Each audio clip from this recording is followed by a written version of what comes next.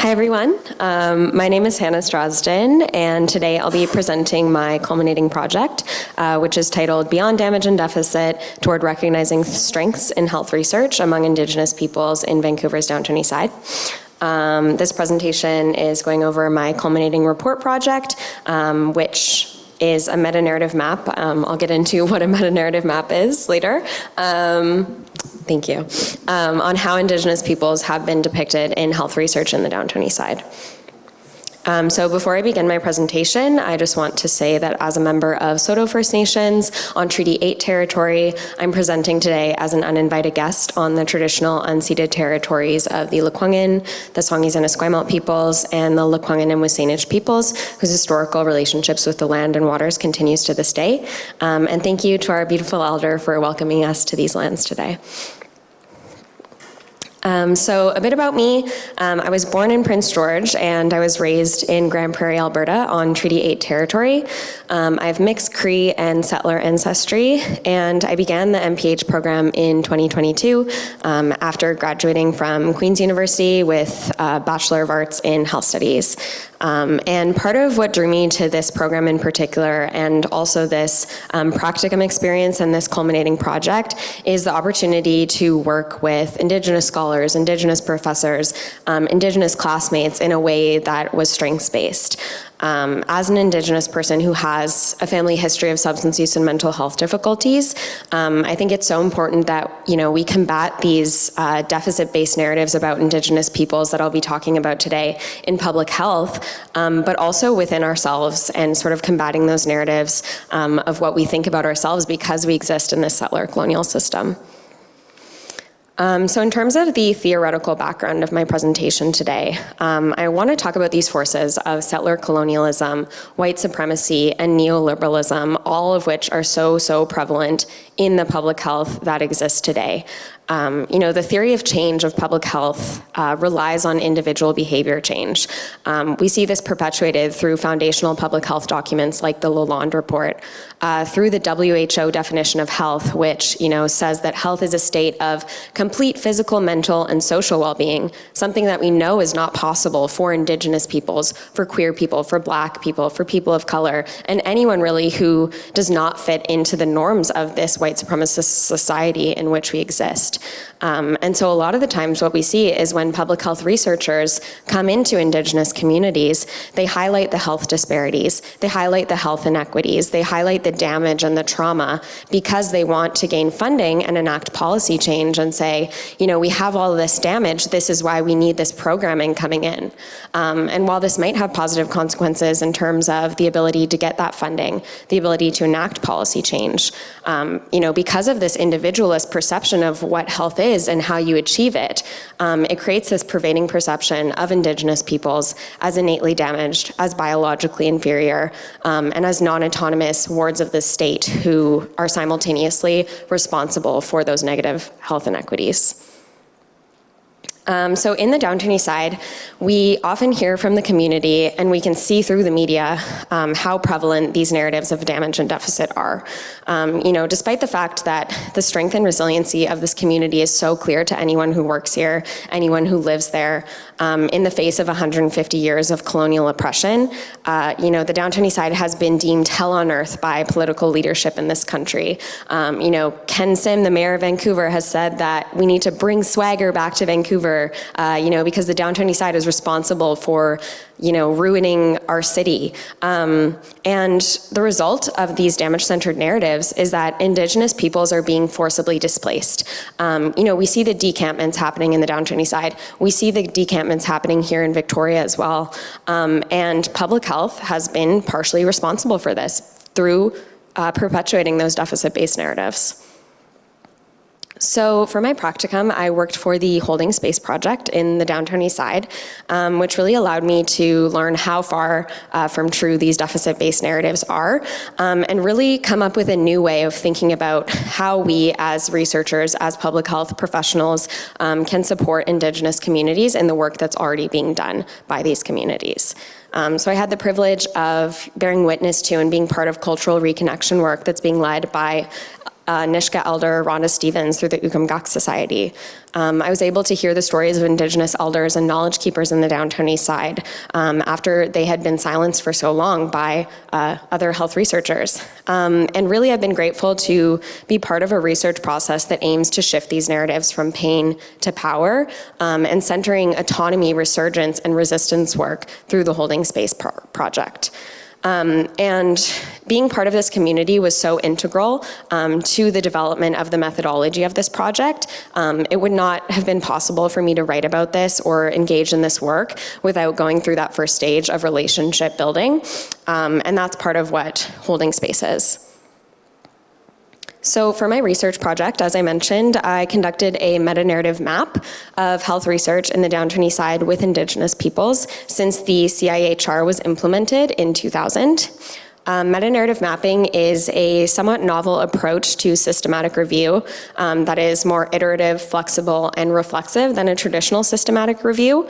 And it allows us to examine storylines of health research and the biases that exist within health research in a more holistic way than a traditional systematic review. So my research questions for the project were how have Indigenous peoples in the Downtown East Side been depicted within health research since the year 2000? How have community authorship and data sovereignty been upheld within health research? And what implications and theories of change have researchers been calling for? And as I mentioned, the first stage of my methodology was really that relationship building, that community engagement. And then I went in and did a preliminary search of the literature just to see what was out there and establish my inclusion and exclusion criteria. I then conducted a search of 5 databases, which returned 1,331 abstracts that were screened for inclusion and exclusion. And this resulted in a final number of 78 articles. For the purposes of my culminating report, because the breadth of this project is quite far-ranging, I took a 10% sample of these articles to analyze and present here today. And so just know when I go through the results that this is an ongoing project and the results here are preliminary. So for the purposes of analysis, variables were classified into 3 categories: research design and context, epistemology, and community authorship and data sovereignty. So in terms of research design and context, the articles were all taken from peer-reviewed journals and were published between 2002 and 2019. The predominant health research focus of the majority of the articles was social, environmental, and cultural, and 2 articles focused on population-based health and statistics. Half of the articles were Indigenous peoples focused, and what was really interesting was 3 of the articles included Indigenous identity as a risk factor for negative health outcomes, and 1 article included Indigenous peoples as part of the overall population. So while we did see some articles that recognized the distinctive nature of Indigenous peoples, half of the articles really just depicted Indigenous peoples through that risk factor or through, as part of the overall population. So the second set of variables, as I mentioned, covered epistemology. None of the authors critically reflected on their positionality. Micro, meso, and macro level theories of change were relatively evenly represented.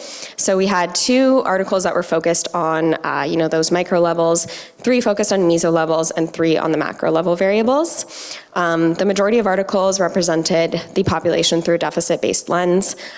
We saw terms that reference power and privilege, like marginalized, subordination, disempower, terms that convey differences in health status, like disproportionate, overrepresented, differential, and terms that attach morality to behaviors were incredibly common. Problematic, struggle, unstable, precarious, victim, challenge, lack, isolation, vulnerability, and all these other terms that really represent Indigenous folks through a deficit-based lens. Similarly, for the Downtown East Side itself, we saw terms like epidemic, porous neighborhood, and the nexus of gentrification, substance use, and homelessness.